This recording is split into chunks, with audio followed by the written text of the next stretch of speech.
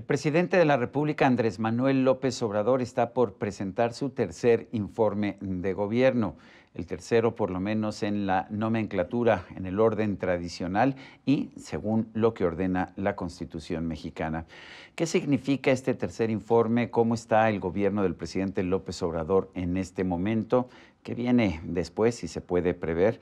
Yo quiero agradecerle a José Antonio Crespo, profesor investigador del CID, el Centro de Investigación y Docencia Económica, editorialista del periódico El Universal y autor de muchos libros, entre ellos AMLO en la balanza, el que haya aceptado esta videollamada para conversar sobre el tema. José Antonio Crespo, gracias por tomar la llamada. Y la primera pregunta es, vemos a un presidente enormemente popular, a pesar de que los resultados del gobierno pues, han sido por lo menos muy controvertidos. ¿Qué opinas?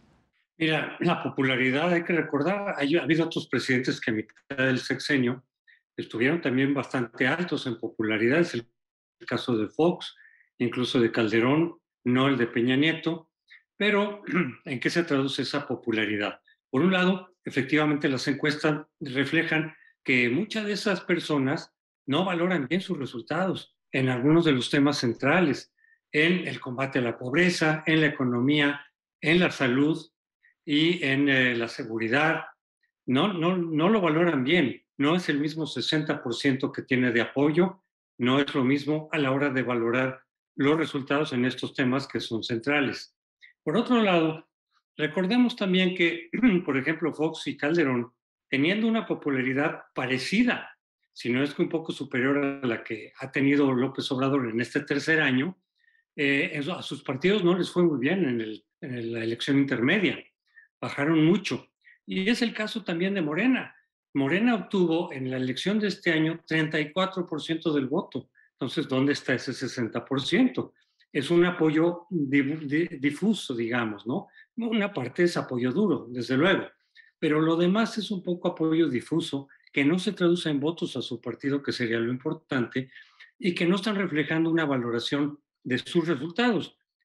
Todos los observadores concluyen que esta popularidad, en parte, en buena parte, es un premio a sus buenas intenciones, a lo que la gente considera que está intentando hacer cosas buenas, que está echándole ganas, digamos, pero los resultados no son los adecuados, no son los deseables. Yo explico así un poco esta popularidad. Sí, el presidente de la República, José Antonio, dijo que iba a gobernar primero para los pobres, por el bien de todos. ¿Cómo le ha ido en el campo de la pobreza, de la erradicación de la pobreza? Pues no muy bien, al contrario, yo creo que los resultados son negativos. Desde luego que tenemos que considerar la pandemia, por supuesto que no es su responsabilidad, la crisis económica consecuente. Bueno, pues eso en todos los países está haciendo daño. Pero sí creo que, como dicen muchos expertos, tiene que ver también cómo enfrentó la pandemia y no solo en la cuestión de salubridad, que me parece que no fue la mejor manera de enfrentarlo, sino la crisis económica. Él presume que las cosas van bien, que se está recuperando el empleo, que no se endeudó. Pues, suena bien, pero en realidad los resultados son bastante malos en términos de el número de empresas que quebraron y no todas van a poder recuperarse, no van a regresar. Y el número de desempleo también se va recuperando, pero mucha gente perdió el empleo y mucha gente no lo va a recuperar. Y eso se traduce también en el número de pobres en general, que ya habían rebasado la línea de la pobreza, ya la habían superado y regresan a la pobreza. Y también pobres en extremo, la pobreza extrema que se había ido mejorando poco a poco de manera insatisfactoria, pero ahora damos un paso hacia atrás muy fuerte. No solo por la pandemia, porque hay países en los cuales están mucho mejor en esos indicadores a pesar de la pandemia y a pesar de la crisis económica. Por ejemplo, Brasil no tiene el mismo número de pobreza, no tiene el mismo número de desempleados que en términos proporcionales que tenemos aquí. El presidente López Obrador ha insistido mucho en que sus programas sociales, que son de entrega directa de apoyos a quienes menos tienen, ha reducido la pobreza y que esa es una de las razones de su popularidad. ¿Qué opinas? Hay gente que está recibiendo sus ingresos y qué bueno en principio, Pero me parece que esos programas, deseables como son en términos de los objetivos, fueron aplicados de manera muy precipitada, muy poco planeada, como casi todo lo que ha hecho este gobierno. Tiene prisa López Obrador, él quisiera concluir su sexenio ya con una transformación visible. Así lo ofreció durante toda la campaña. Mucha gente le creyó que era posible. Todos los objetivos que él planteaba, que estaban elevadísimos, en 6 años. Él tiene prisa y lo ha dicho. Y eso, paradójicamente, provoca lo contrario, porque esos programas pueden funcionar bien y muchas de sus decisiones podrían en principio funcionar bien si se toman de manera planeada, si se toman de manera más razonada, aunque los resultados no sean inmediatos, pero se va a tomar un camino adecuado en donde eventualmente se verá que los resultados efectivamente son los buscados. En cambio, de esta forma, pues resulta que tienes el programa para adultos mayores, qué bueno, pero con esa precipitación resulta que son los de los estratos más altos los que se están beneficiando en mayor medida. Y la idea era beneficiar sobre todo a los más humildes. Esa es la tónica de este proyecto. Si no se planean bien, lo de los jóvenes pues no está funcionando, las becas, etcétera, el trabajo de las empresas no está funcionando. Entonces la precipitación y la falta de planeación que hemos visto en este gobierno pues está provocando resultados incluso contraproducentes a los que se buscan. José Antonio, vimos también un intento por transformar de manera radical el sistema de salud de nuestro país. Se eliminó el seguro popular, que dijo el presidente no es ni seguro ni es popular, y se nos dijo que íbamos a tener un sistema como el de Dinamarca para fines del 2020, debido a que todos los medicamentos iban a ser gratuitos. ¿Qué hemos logrado y en qué hemos fallado?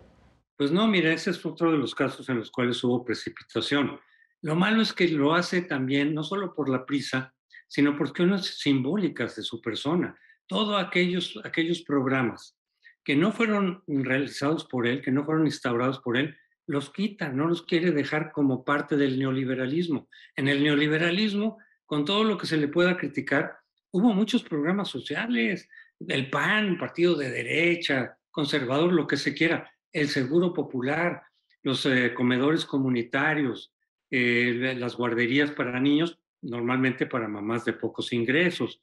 Pues todos esos son programas del neoliberalismo, incluso los de Salinas, Solidaridad, en fin, como se fueron modificando.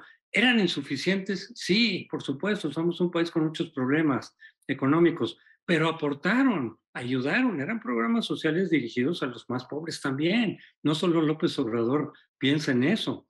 Y él los quita porque no son de él, lo hace de manera precipitada, sin planeación, y lo que entrega pues es muy pobre, porque no lo planeó adecuadamente. Y entonces mucha de la gente que recibía esa ayuda se quedó sin nada. Y entonces para los medicamentos y demás, o no los consiguió, hay gente que no logró conseguir a tiempo los medicamentos que requería, se enfermó de manera más grave o incluso perdió la vida, eh, o tenían ellos que, con sus pocos ingresos, pagar las medicinas porque el seguro popular ya no se los estaba cubriendo. Entonces, de nueva cuenta, esa megalomanía de que todo tiene que ser mío y todo lo del pasado es malo por definición, está haciendo mucho daño. No solo la prisa, sino el quitar algo que viene del pasado y que él quiere hacer lo suyo con su nombre, pero no lo hace de manera planeada. Entonces los resultados son también en salud muy pobres. Y eso independientemente de la pandemia, porque solo empezamos a notar desde el primer año, aún antes de que apareciera la pandemia, ya había desabasto de medicinas, ya había desorden por esta falta de planeación. ¿Cómo has visto los grandes programas de inversión en infraestructura en este sexenio? Me refiero al Tren Maya, la refinería de Dos Bocas, el aeropuerto Felipe Ángeles, entre otros. Mira, lo del aeropuerto se me hace que desde el principio fue un error. Lo de Texcoco y luego precipitar también un nuevo aeropuerto, que me imagino que va a tener muchos problemas, como lo han dicho los expertos, que no van a tener las mismas características que tenía el de Texcoco, pero de nuevo, simbólicamente el de Texcoco, que iba a ser un aeropuerto de calidad mundial, pues no era de él, era del neoliberalismo, o de Peña, pues no pasa. Y yo voy a hacer el mío propio, aunque no vaya a tener las mismas características. Ojalá que funcione bien, pero muchos expertos han advertido que va a haber problemas ahí. Y lo demás, Tren Maya, refinería, pues en principio también puede sonar bien, pero de nuevo, me atengo a los expertos porque no conozco esos temas técnicos. Dicen, el Tren Maya no va a ser redituable, no va a ser sostenible, como casi ningún tren del mundo, por cierto, tienen que ser subsidiados, entonces, pues mucho sentido no parece que vaya a tener. Ojalá nos equivoquemos los que pensamos así. Y la refinería, pues también han dicho, ya es muy tarde, es decir, ya la lógica va por otro lado, ya las prioridades tendrían que ser otras. Sí, extracción incluso en pozos profundos. El ayudarnos con capital privado, que Pemex no tenía ni tiene, a sacar lo que está ahí muy difícil de sacar en pozos profundos y demás, y con bajo costo del Estado mexicano, porque si las empresas se encontraban, compartían la mayor parte de eso con el Estado mexicano. Y si no lo encontraban, ellos eran los que pagaban y asumían las pérdidas. No era tan malo el arreglo. Sin embargo, va para atrás. Hemos visto las pérdidas enormes que ha tenido Pemex. Y lo de la refinería también, ojalá no vaya a terminar en un gasto superfluo, inadecuado, con pérdidas incluso, o por lo menos muy poco redituable y con poco visión de futuro. El presidente dedica entre 2 y 3 horas diarias de su tiempo, de lunes a viernes, a las conferencias de prensa mañaneras. Aparentemente estas han sido pues muy populares, le generan público, le permiten establecer la agenda. ¿Qué piensas tú de ellas? Sí, en términos comunicativos fue buena idea. Él lo probó desde que era jefe de gobierno aquí y le resultaba muy bien. Comunicativamente, él es muy hábil, muy hábil, eso nadie lo discute, pero sobre todo hacia sus bases, porque digo, un buen comunicador es el que tiene la capacidad y los argumentos para convencer al que piensa distinto de ti. Eso es una capacidad de convencer, capacidad de persuasión, con argumentos, con datos, con razonamiento lógico. Ese es un buen comunicador. Él dirige su discurso a sus bases, le creen lo que sea. A veces se equivoca muchísimo, muy frecuentemente, miente mucho, es decir, dice cosas que no se corresponden con la realidad. Y yo creo que lo hace deliberadamente para que sea consumo de su base dura. Él está apostando todavía a su base dura. Hasta ahorita le ha funcionado. Incluso en la elección de este año, pues ganó todavía una amplia mayoría, no calificada, pero absoluta, para su partido y sus aliados. Entonces eso le funciona con los suyos. Con los demás, que cada vez van creciendo, los decepcionados, los escépticos, los críticos, pues ya no convence nada de lo que dice o casi nada. Son argumentos muy pobres, son contradicciones, es falta de información. Todos los expertos constantemente están señalando, oye, es que no conoce el derecho, está hablando sin conocer bien la Constitución o los procedimientos legales o los procedimientos electorales. Cada vez que habla de elecciones, dice, no conoce la ley electoral. Y en otros temas lo mismo. Entonces es un discurso para su público. Su público lo consume, lo cree, lo avala, los demás no. Y luego muchas veces incurre, eso lo hemos criticado, no que se defienda de las críticas, no que aclare. Claro que lo puede y lo debe de hacer. Pero ¿cómo lo hace? Con descalificaciones, con agresión, con epítetos, con insultos y con calumnias a gente con nombre y apellido. No solamente habla en general, sino dice fulano de tal hizo tal y cual cosa.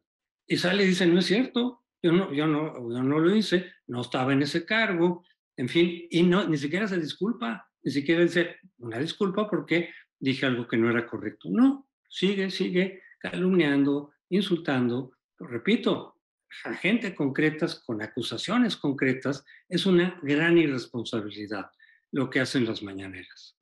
José Antonio Crespo, gracias como siempre por ayudarnos a entender este momento político. Con mucho gusto, Sergio. Y a usted, amigo televidente, que hace posible este programa, se lo agradezco también. Esto es todo por hoy, pero no se le olvide. Nos vemos la próxima.